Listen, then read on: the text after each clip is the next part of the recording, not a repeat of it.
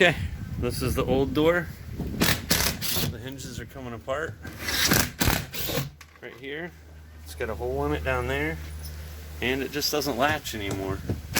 So Zane's gonna take all the screws off the frame all the way around. It's a whole bunch of screws. And then in theory, the door should just pop out. This is our new replacement door. Look at that door.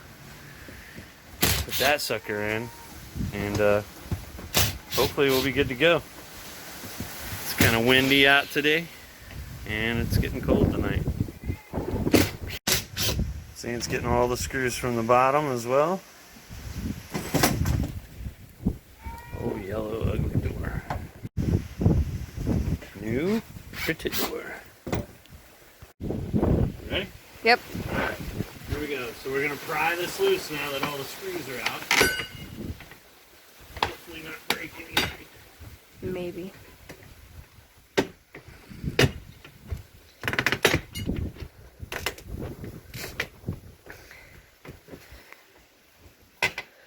Alright, stop it.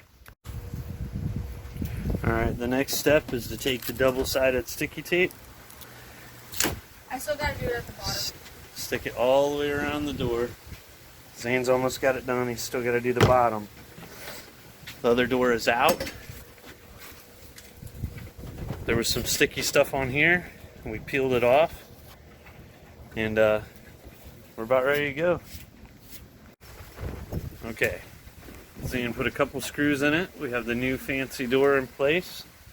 The guy at Mobile Home Depot gave us self-tappers. We're going straight into wood, so we're going to go get some regular wood screws. Hopefully we have some out in the construction trailer. Alright, there you have it. We just had to put the hardware on. All our screws are back in place. I'm going to hang that chain back up, and then we should be good.